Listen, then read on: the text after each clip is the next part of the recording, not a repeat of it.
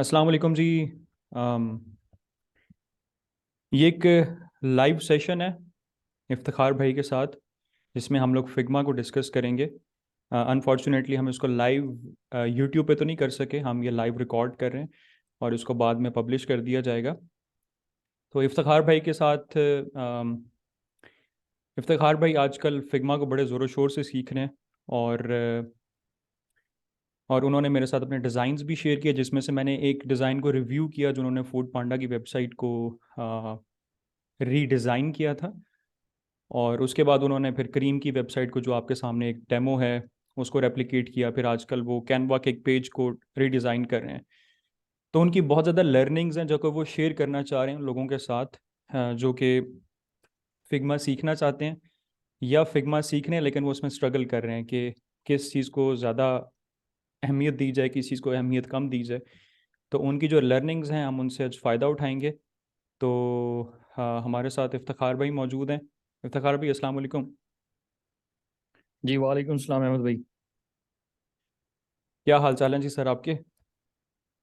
अल्हम्दुलिल्लाह I am good. आप सुनाइए सर। जज़ाकल्लाह जी, अल्हम्दुलिल्लाह। Sir thank you so much जी, आपने टाइम निकाला और आपकी जो भी लर्निंग्स हैं वो आप हमारे साथ आज शेयर करेंगे। जी बिल्कुल।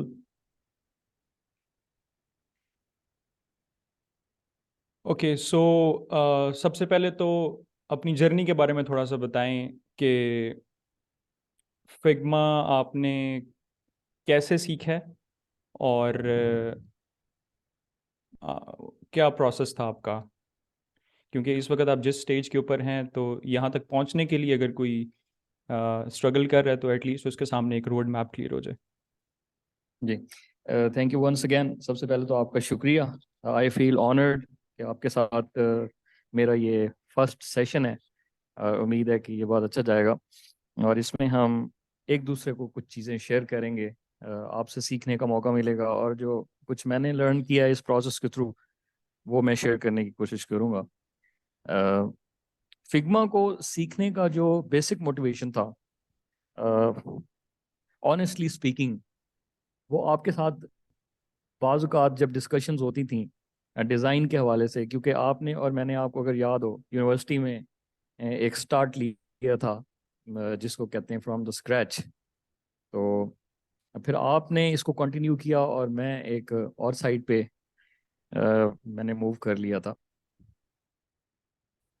तो बाद मैंने रियलाइज़ किया है कि जो हमने चीज़ें सीखी हैं यूनिवर्सिटी में, जो हमारी कोर डिग्री है, उसको क्यों ना उन स्किल्स को ग्रूम किया जाए और उनको यूटिलाइज किया जाए।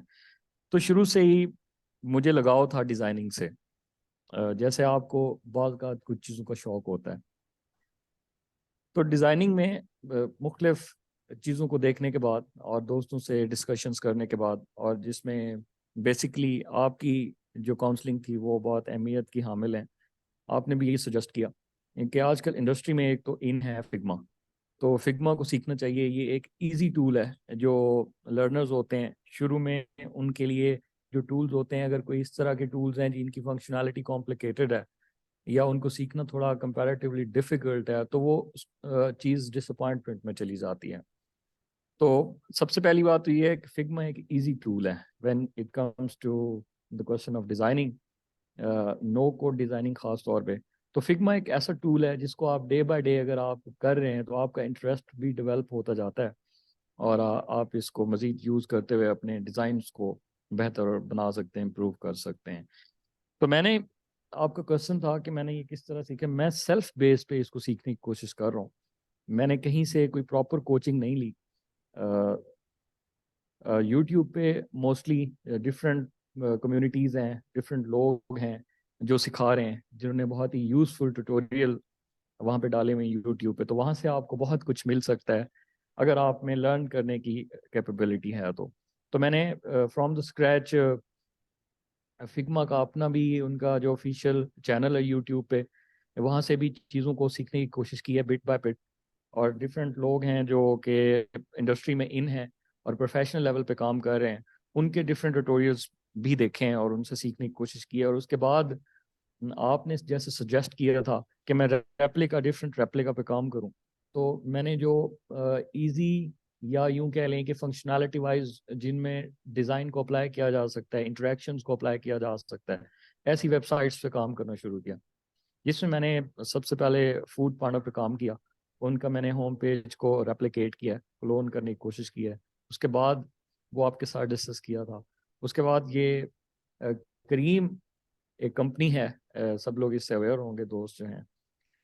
तो इनका जो वेबसाइट का होम पेज है उसको मैंने फिग्मा में डिज़ाइन करने की कोशिश की है, उसको क्लोन करने की कोशिश की है। उसमें डिफरेंट इंटरेस्टिंग इंटरेक्शंस हैं जिस पे मुझे काम करना बहुत अच्छा लगा। मुझे इंटरेक्शंस पे काम करना पर्सनली बहुत अच्छा लगता है।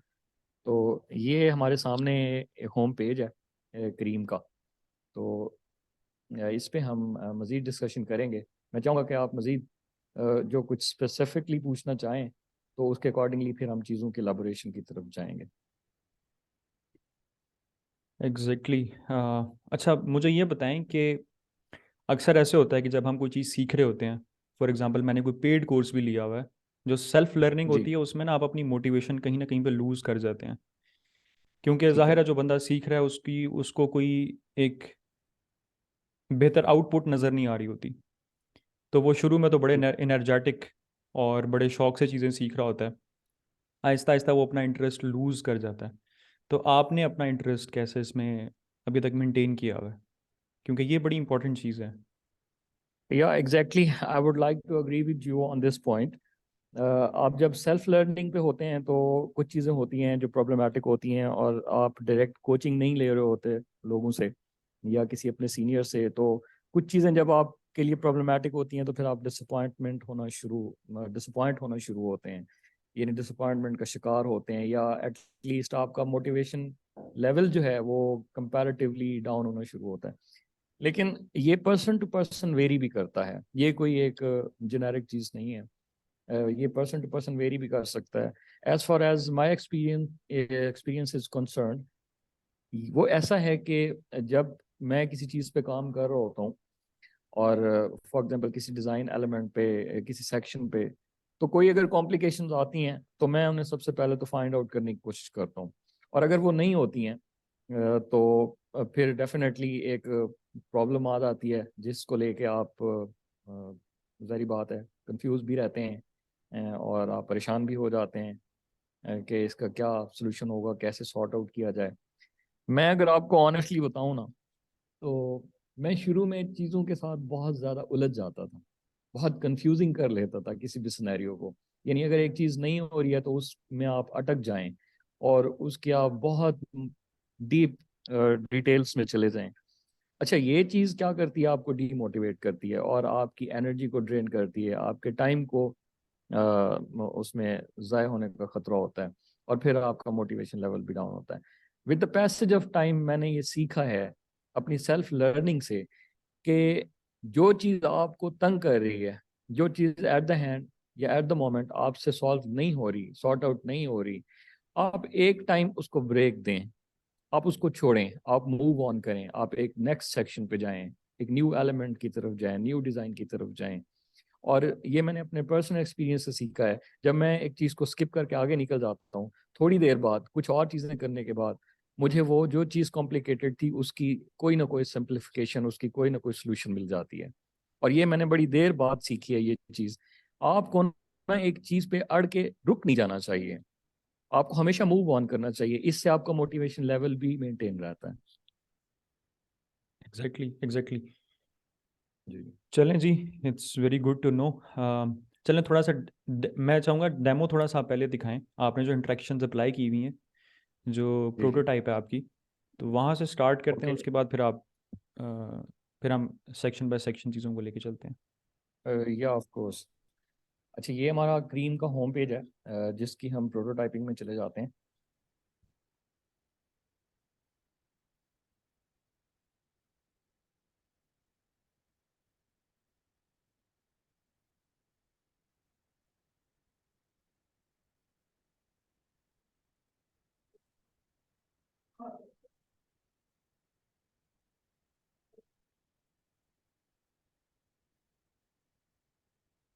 जी अहमद भाई, बिल्कुल बेहतरीन ये नज़र आ हमारा रहा है। होम पेज है।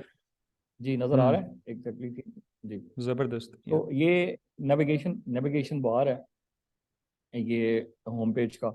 इसमें ये इंटरेक्शंस हैं कि जब आप डिफरेंट मेन्यूज पे जाते हैं तो टैब्स पे ये एक इंटरेक्शन आपको नज़र आ रही होगी। एक बार है जो बॉटम में है जो मूव करती है जब आप होवर करते हैं तो या। इस इंटरेक्शन पे जी इस इंटरेक्शन पे कंपोनेंट्स में और इंस्टेंसेस में काम हुआ है जो कि हम फर्दर इसको एलाबोरेट करेंगे। एक तो ये इंटरेक्शन है और दूसरी ये बुक योर राइड एक बटन है।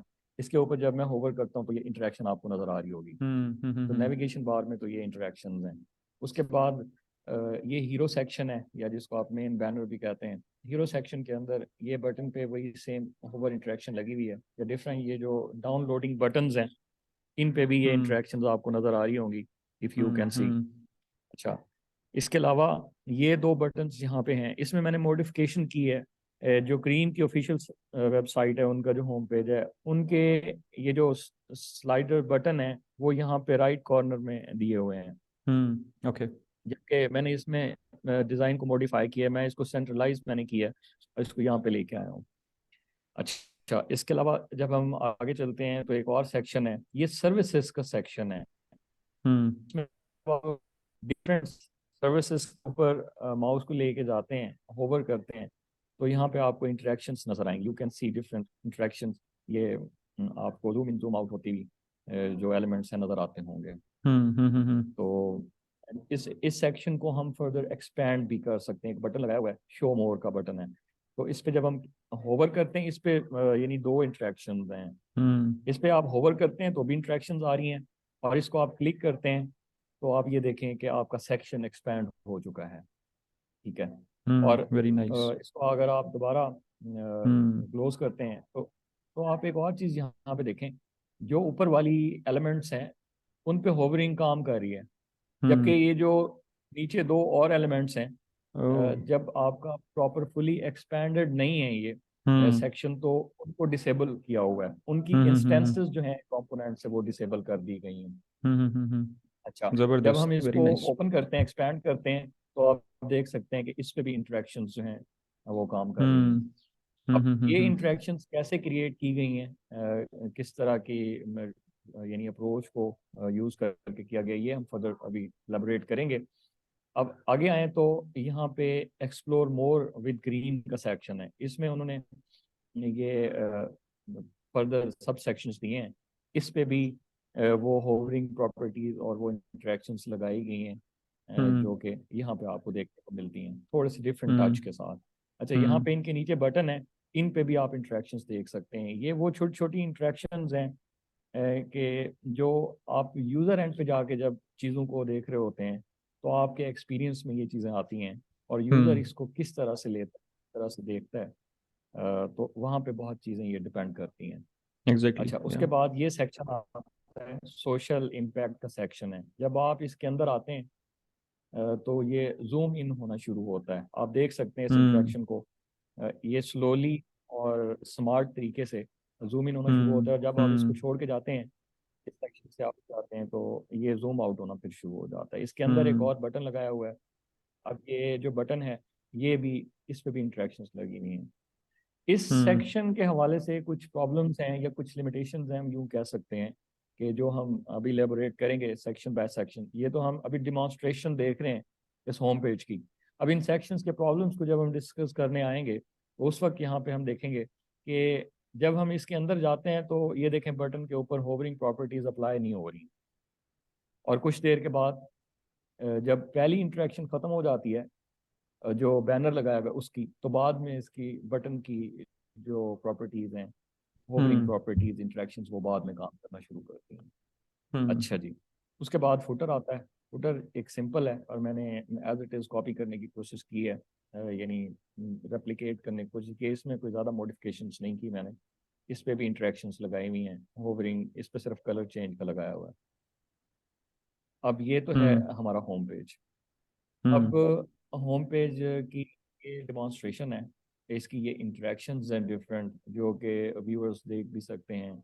जो दोस्त ये जानना चाहेंगे कि ये किस तरह से अप्लाई की गई हैं इनमें क्या कॉम्प्लिकेशंस आई तो ये हम वन बाय वन इसको सेक्शन वाइज फिर डिस्कस कर लेते हैं। यहाँ तक आपको अगर कोई क्वेश्चन करना है या कोई चीज़ पूछनी है या बतानी है या डिस्कस करनी है तो प्लीज़।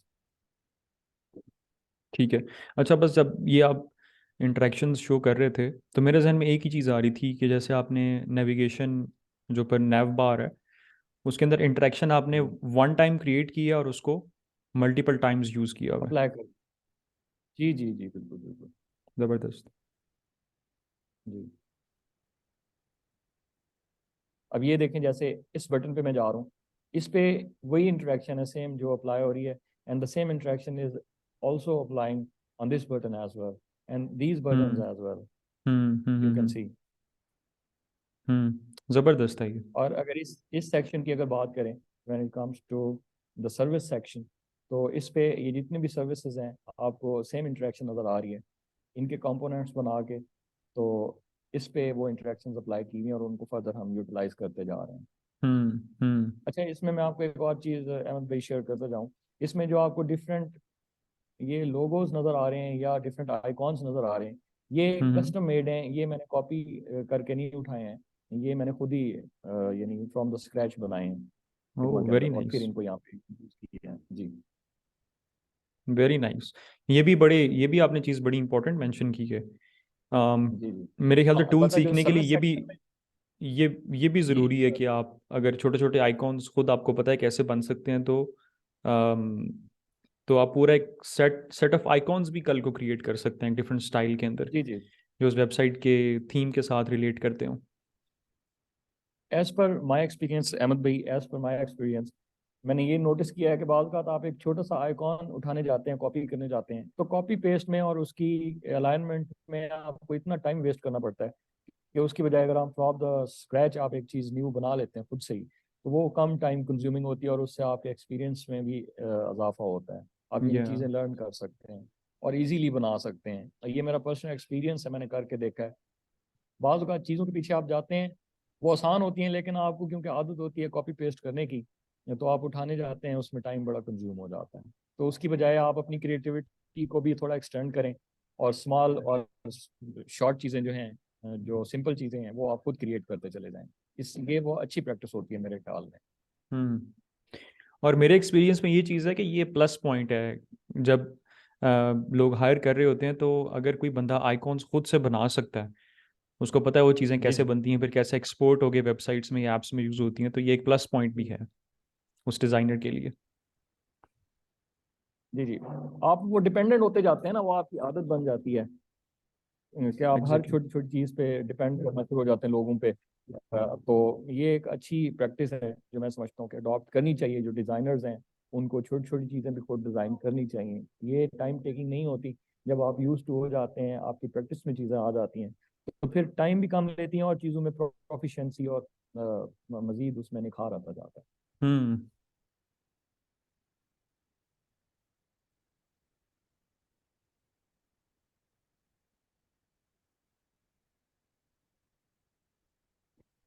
ठीक है, तो थोड़ा सा लेआउट्स को या डिफरेंट डिज़ाइंस को आपने किस तरह से सेक्शंस को सेट किया हुआ है, और जो पैडिंग्स हैं, जो मार्जिन्स हैं, तो उसको थोड़ा सा डिस्कस कर लेते हैं। जी जी बिल्कुल। अच्छा, सबसे पहले अहमद भाई, इसमें अगर लेआउट्स की बात हम करें, तो मैं ये बताना चाहूँगा, क्योंकि ये मेरा एक लर्निंग प्रोसेस है। मैं रेप्लिकेट कर ही इसलिए कर रहा हूँ चीज़ों को कि मैं इनमें से चीज़ें लर्न करूँ, सीखूँ, जो गलतियाँ हैं उनको अंडरस्टैंड करूँ, रियलाइज़ करूँ। क्योंकि जब तक हम अब मिस्टेक्स नहीं करते हैं और उनको फिर रियलाइज़ नहीं करते हैं, तब तक हम लर्न नहीं कर पाते हैं। ये एक फिनोमिनल तरीका है। तो एग्जैक्टली। इसमें जो मुझे मेजर प्रॉब्लम नज़र आई है अपने ही इस डिज़ाइन के अंदर, इसमें ये है कि ये हमने फ्लेक्सिबल तो बनाया है, लेकिन अगर मैं आप अगर देख पा रहे हैं, मैं इसको रीसाइज कर रहा हूँ। जब हम्म। आपको नज़र आ रहा होगा। जी। या तो ये फ्लेक्सिबल तो है जी, हम्म लेकिन ये रिस्पॉन्सिव नहीं है। रिस्पॉन्सिव है कि अगर आप इसको बड़ी स्क्रीन पे देख रहे हैं तो इसका लेआउट क्या है, अगर आप इसको टैबलेट पे देख रहे हैं तो इसका लेआउट क्या होगा। वो लेआउटिंग, डिफरेंट लेआउटिंग मैंने नहीं की है, जिसके लिए आपको अलग से पेज बनाने पड़ते हैं। अब मोबाइल पे आपका हम्म व्यू क्या होगा, वो चीज़ आती है रिस्पॉन्सिवनेस में। अब जो ये चीज़ है, मैं रीसर्च करता हूँ तो आप देख रहे हैं डिफरेंट एलिमेंट्स के जो साइज हैं वो अकॉर्डिंगली चेंज हो रहे हैं। तो ये फ्लेक्सिबिलिटी, ये प्रॉब्लम है कि ये जो है फ्लेक्सिबल है लेकिन रिस्पॉन्सिव नहीं है, क्योंकि वो अलग से प्रोसेस होता है, उसमें आपको टूल्स यूज करने होते हैं इसके अंदर।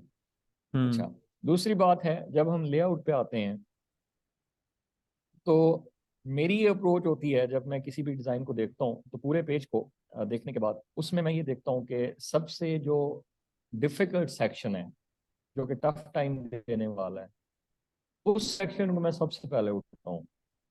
क्योंकि उससे ना एक फ़ायदा ये होता है मुझे कि जब उस सेक्शन को मैं कंप्लीट कर लेता हूँ तो मुझे फ्री में एक मोटिवेशन मिल जाता है कि जी मैंने इस अपने डिज़ाइन का डिफ़िकल्ट पोर्शन सबसे पहले कर लिया है, और अब मैं आसान चीज़ों की तरफ मूव करूँगा।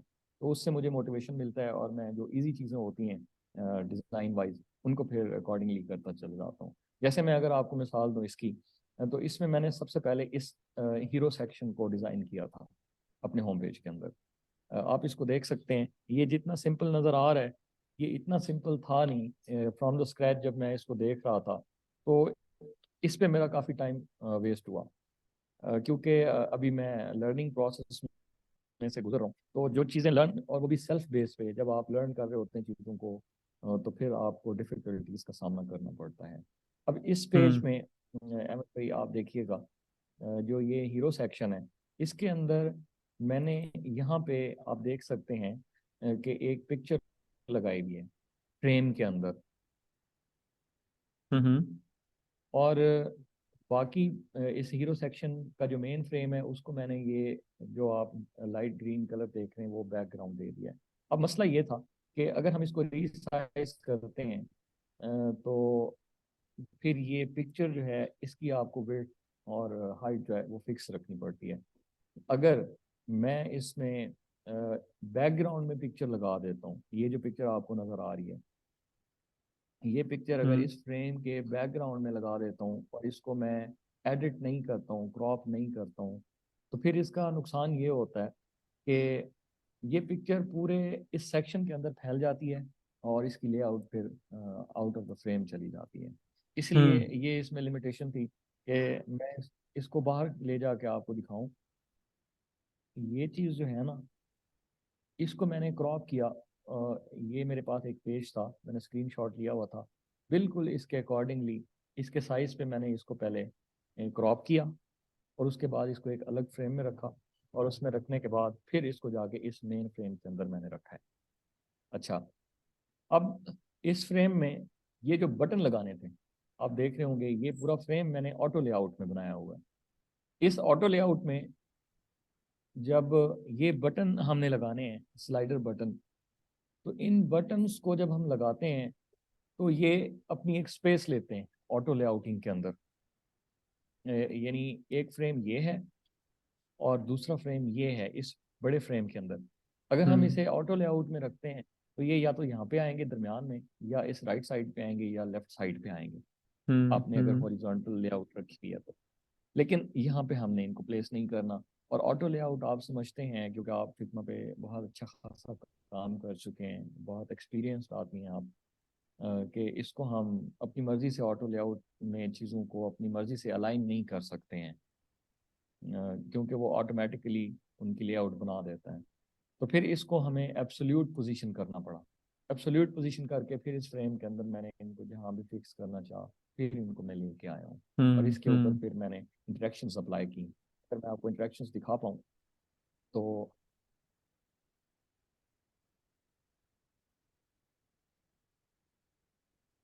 ये अलग से मैंने कंपोनेंट बनाए हुए हैं इस हीरो सेक्शन के, आप यहाँ पे देख सकते हैं। ये देखें, ये इसके वेरिएंट्स हैं, डिफ़ॉल्ट और इसके साथ बाकी चार, ये तीन वेरिएंट्स हैं। आप देख सकते हैं, क्योंकि जब आप इनको मैं आपको ये ज़रा करके दिखाता हूँ, मैं इसकी प्रोटोटाइप में जाके जब हम इस पर क्लिक करते हैं, इसको स्लाइड करने की कोशिश करते हैं, तो ये इंटरेक्शन एक आई है इस पर। आप ये देखें, इसकी एक तो राइट कॉर्नर में पिक्चर भी चेंज हो जाएगी, और लेफ्ट साइड पे जो कंटेंट है वो भी अकॉर्डिंगली हम्म। चेंज हो रहा है और एक स्मार्ट तरीके से हो रहा है, आप देख पा रहे होंगे। एग्जैक्टली या। तो ये, जी, तो ये चेंजेस लाने के लिए, इसके लिए हमें ये कंपोनेंट्स बनाने पड़ते हैं, क्योंकि हम डिफरेंट, इसके लिए ना टेक्निक्स तो ज़्यादा हैं, लेकिन मैं समझता हूँ कि सबसे जो स्मार्ट टेक्निक है एनिमेशंस के लिए या इस तरह की इंटरेक्शंस के लिए, वो आप कंपोनेंट्स और उनके वेरिएंट्स और इंस्टेंसेस यूज़ करते हुए ये काम कर सकते हैं।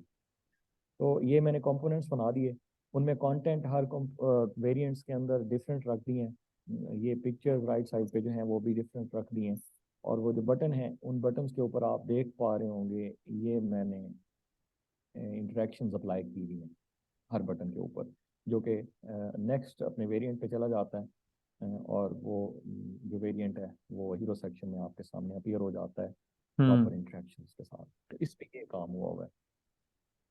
इसके अलावा अ, जब आप आते हैं अ, इस सर्विसेज के सेक्शन के अंदर, तो सर्विसेज के सेक्शन के लिए भी आपको ये जो इंटरेक्शंस नज़र आ रही हैं, इन इंटरेक्शंस पे काम हुआ हुआ है। अब ये मैं आपको दिखाता हूँ, ये वो पिक्चर्स हैं जो मैंने अप्लाई की थी हीरो सेक्शंस के अंदर, लगाई हुई हैं। ये उन पिक्चर्स को भी मैंने मैनेज करके यहाँ पे रखा हुआ है, ताकि जो फाइल देखते हैं जो लर्नर हैं, तो उनको उनकी अंडरस्टैंडेबिलिटी थोड़ी इंक्रीज हो जाए, एक्सटेंड हो जाए। क्योंकि एसेट्स जो होते हैं, मैं समझता हूँ आप जब डिज़ाइन को कर रहे होते हैं, पे काम कर रहे होते हैं, तो एसेट्स जो हैं आपके वो बड़े ज़रूरी होते हैं, उनको संभाल के रखना, या उन तक अप्रोच जो आपकी होती है। सर्विसेज के सेक्शन के लिए अहमद भाई ये कंपोनेंट्स हमारे बने हुए हैं, आप यहाँ पे देख सकते हैं। ये हर सर्विस के लिए एक अलग हम्म। से कंपोनेंट बना हुआ है, अगर आप देखें। हम्म। क्योंकि इस पे हमने क्या किया है, आप यहाँ से देख सकते हैं एक स्लाइड सा डिफरेंस है इसकी साइजिंग में।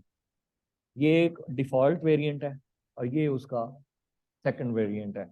आप इस पे जब होवर करेंगे तो वो कैसा होगा, कौन से वेरिएंट पे आप चले जाएंगे, ये मैं आपको ट्यूटोरियल में इसमें प्रोटोटाइप में जाके दिखाता हूँ। ये देख लें आप, ये जूम आउट होता है, जब आप इस पे लेके जाते हैं तो ये जूम आउट हो रहा है, जूम आउट हो रहा है, यानी इसका साइज कम हो रहा है। तो आप देखें, ये जो हमारे पास डिफ़ॉल्ट वेरिएंट है ये साइज में है, ओरिजिनल साइज में, और जो वेरिएंट 2 है जो होवरिंग के बाद होता है, अपीयर होता है, उसका साइज है कम रखा है, जूम आउट हो जाता है। और इसमें क्योंकि एक टाइम रखा हुआ है, तो उस टाइम के अंदर होता है ये, और तो आपको इंट्रैक्शन खूबसूरत नज़र आती है। अच्छा, इसके अंदर हमने ये जो मैंने इलस्ट्रेशंस लगाई हुई हैं, ये मैंने उनसे उठाई थी उनकी वेबसाइट से, क्योंकि इनको हम्म। बनाना ये एक लंबा चौड़ा काम होता है, इन इलस्ट्रेशंस को बनाना। तो ये मैंने वहाँ से उठा के, तो हर सर्विस का मैंने एक कंपोनेंट बनाया है और यहाँ पे उनका वेरिएंट बनाया है। वहाँ से इंस्टेंसेस उठा के मैं वहाँ पे ले गया हूँ, और वहाँ पे उस सर्विसेज वाले सेक्शन के अंदर मैंने इनको प्लेस किया है, और वहाँ पे ये अपनी इंट्रैक्शंस पे काम करते हैं। अच्छा, इसमें हम्म। आपको एक चीज़ और मैं बताना चाहूँगा जो कि बड़ी इंटरेस्टिंग लगी मुझे खुद भी। जब हम इसकी प्रोटोटाइपिंग में आते हैं तो आपने देखा होगा नेविगेशन बार में, ये इफेक्ट आजकल बहुत सारी वेबसाइट्स में यूज हो रहा है, नेविगेशन बार्स में खास तौर पे, या जहाँ पे टेक्स्ट होता है, टैब्स होती हैं। तो इसको बनाने के लिए ना एक प्रोसेस था जिसमें से मुझे गुजरना पड़ा। शुरू में ये अचीव नहीं हो रहा था। आपको मैं यहाँ पे इसके पीछे ये देखें काम हुआ हुआ है, हम्म। ये यहाँ पे ये कंपोनेंट्स बनाए हैं मैंने। ये इसका डिफ़ॉल्ट कंपोनेंट है, अगर आप देख सकते हैं तो। जब आप इस पे, हम्म। मैं आपको इसकी ना इंट्रैक्शन दिखाता हूँ, तो आप इस पे होवर करते हैं तो फिर यहाँ से आप यहाँ पे आ जाते हैं, और इसको मैंने क्लिप करके रखा हुआ है। इसके अंदर ये जो बार है जो आपके बॉटम में आती है, ये इसको मैंने क्लिप हम्म। करके रखा हुआ है। ये आपको यहाँ से लेफ्ट साइड से आती हुई नजर आती होगी, ये आप देखें ना, और फिर आगे मूव कर जाती है, ये देखें, लेफ्ट साइड से आती है, राइट ओह साइड वे। पे मूव कर जाती है। Very nice. जी जी, इसके लिए यहाँ पे हमने इसको खाली एम्प्टी नहीं रखा हुआ, एम्प्टी नहीं रखा इसमें, बल्कि वो बार रखी हुई है। ये इफेक्ट, ये इंटरेक्शन तभी नज़र आती है, इसको रखा हुआ है, लेकिन इसको हमने इसकी जो मार्जिन है उससे बाहर रखा हुआ है, लेकिन है वो इसी फ्रेम के अंदर। और जब हम किसी फ्रेम को क्लिप करते हैं, आप बेहतर जानते हैं, तो वो चीज़ें जो उसके बाहर, बाउंड्री से बाहर होती हैं, लेकिन फ्रेम के अंदर होती हैं, वो उसकी चाइल्ड होती हैं, तो वो नज़र फिर आपको नहीं आती। अच्छा, अगले वेरिएंट के अंदर हम उसको अंदर लेके आए हैं हम्म और मूव करके आए हैं और उसका कलर भी चेंज कर दिया है। तो जब हम होवर करेंगे, आप देख सकते हैं, तो इस पूरी टैब का कलर भी चेंज हो रहा है, और वो जो बार है मूव करती हुई भी आपको नजर आ रही है। अच्छा, इसमें हम्म प्रॉब्लम फिर ये था कि आप इसको छोड़ दें, कि आप ये यहाँ तक आ गई, ये जो है जो बार है, और इसका कलर भी ग्रीन हो गया। अब इसने आगे मूव करना था, यहाँ पे मेरे लिए एक प्रॉब्लम था कि इसने आगे मूव कैसे करना है। आ तो गई यहाँ तक। अब हम्म जब हम इसको होवरिंग इफेक्ट इसका खत्म होता है, माउस हमारा लीव करता है इस टैब को, तो ये हम्म आगे मूव करती है। ये अचीव नहीं हो रहा था, ये चीज नहीं आ रही थी, इसको समझना जरा मुश्किल था मेरे लिए। जब हम होवरिंग हम्म हटा के दूर जाते हैं इससे, माउस हमारा लीव करता है उस एरिया को, या होवरिंग इफेक्ट हमारा खत्म होता है, तो वो वापस चली जाती थी। ये आगे जाने की बजाय ना, वो वापस मूव कर जाती थी। उसके लिए फिर ये मुझे एक और फ्रेम बनाना पड़ा, और इसको मैं आपको अनक्लिप करके दिखाता हूँ। तो ये देखें, इसमें मैंने उसी बार को राइट साइड पे मूव कराया है, हम्म लेकिन है वो इस फ्रेम के अंदर। तो फिर यहाँ से यहाँ पे मैंने होवरिंग प्रॉपर्टीज अप्लाई की हैं, और इस पे आने के बाद आफ्टर डिले, अगर आपको मैं वो दिखा पाऊँ प्रॉपर्टीज, तो आफ्टर डिले की जो प्रॉपर्टी है, ये देखें, जब इस माउस लीव करेगा, बल्कि इस पे माउस लीव की प्रॉपर्टी लगाई है, तो वो इस वेरिएंट पे मूव कर जाए। और इस वेरिएंट को हमने क्लिप कर दिया है कि वो जो बार बाहर जा रही है वो नज़र ना आए। और फिर हम्म इसके बाद क्या होता है कि अगर हम ये वाला फ्रेम अप्लाई नहीं करते, मिसाल के तौर पे मैं आपको ये करके दिखाता हूँ। हम्म, मिसाल के तौर पे हम फॉर एग्जांपल इसको डिलीट कर देते हैं, और हम चले जाते हैं जी अपनी प्रोटोटाइप में।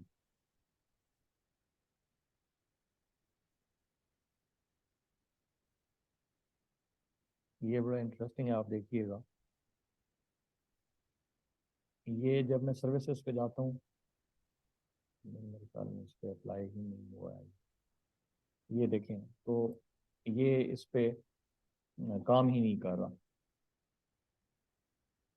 मैं जो बात करना चाह रहा हूँ, क्योंकि बात का इसमें होता है कि जब तक पेज रिफ्रेश नहीं होता, तो उस पे वो इफेक्ट अप्लाई नहीं हो रहा होता। मैं ये आपको बताना चाह रहा था कि यहाँ से फिर हम यहाँ से हमारी जो बार है वो राइट साइड पे मूव कर जाती है, और जब हम इसको छोड़ के आते हैं, तो फिर क्या होता था, फिर वो बार पीछे जाती हुई दिखाई देती थी। पीछे यानी सेकंड पे, और सेकंड के बाद फिर फर्स्ट पे। यानी राइट से जब हम अब माउस लीव करते हैं, तो राइट से मिडिल में, और मिडिल से फिर लेफ्ट साइड पे मूव करती हुई नजर आती थी। तो उससे हमने क्या किया कि इसके बाद जब हम माउस लीव करके जाएं, तो वो इस वेरिएंट पे आ जाए, और इस वेरिएंट को हमने एम्प्टी रखा है, इसके अंदर कोई बार यूज की ही नहीं है। हम्म इसीलिए वो आगे मूव कर जाती है, और उसके बाद फिर क्या होता है कि कोई और इंटरेक्शन नजर नहीं आती। तो इस पे ये काम हो रहा है, यानी ये लॉजिक है इसकी इंटरेक्शन के अंदर, जो कि मैंने की। उसके हम्म अलावा ये पॉसिबल नहीं, इस तरह का इफेक्ट ज़बरदस्त है, अचीव करना। ज़बरदस्त है। मैं वेबफ्लो के हवाले से इसको देख रहा था। अगर मैंने यही इंटरेक्शन जी वहाँ जी पे इम्प्लीमेंट करनी होती, तो मैं क्या करता, जी। मैं वो जो नीचे आपकी ग्रीन बार है, मैं उसकी विड्थ को जी। चेंज कर रहा होता ऑन होवर। ये मैं वेबफ्लो की बात करूँ, अच्छा। फिग्मा का मुझे एग्जैक्टली आइडिया नहीं है कि ये किस तरह से किया जा सकता था। आपका सोल्यूशन भी बहुत अच्छा है, ज़बरदस्त है। मैं इसको जी वेबफ्लो जी। के अंदाज में देख रहा था कि वहाँ पे ये चीज़ कैसे अचीव की जा सकती है। सही सही तो सही। वहाँ पे मैं इसकी विड्थ को चेंज कर रहा होता ऑन होवर, और ऑन होवर आउट दोबारा उसकी विड्थ को ये देखना पड़ना था। आई एम नॉट श्योर कि ये होना कैसे था, हाँ, क्योंकि ये चीज़ें लेकिन होती हैं, जब आप इनको अप्लाई कर रहे होते हैं, फिर आपको साथ साथ इसकी प्रोटोटाइपिंग देखनी होती है, तब आपको या जाके एग्जैक्टली आइडिया होता है कि क्या हो रहा है, आपकी आउटपुट कैसी आ रही है। या एग्जैक्टली। बाज़ बात ये होता है, मेरे साथ भी ये होता है कि आप सोच कुछ और रहे होते हैं और अप्लाई भी कर लेते हैं, आप समझते हैं कि एग्जैक्टली काम करेगा, लेकिन वो एज पर हमारी डिज़ायर काम नहीं करती वो चीज़। एग्जैक्टली तो इसको फिर एग्जैक्टली। देखना पड़ता है। Practical level. एग्जैक्टली। अच्छा, इसके अलावा आगे मूव करें या कोई आपका और क्वेश्चन है? आगे मूव करते हैं। हमारे हाँ, पास अभी हैं 2 मिनट और 20 सेकंड। जी। लिंक मुझे दोबारा शेयर करना पड़ेगा, तो हम 2 मिनट हम्म, बात करते हैं, उसके बाद मैं लिंक दोबारा शेयर करूंगा आपके साथ। चलो चलिए, अब हम इतनी ज़्यादा डिटेल में बात नहीं करेंगे।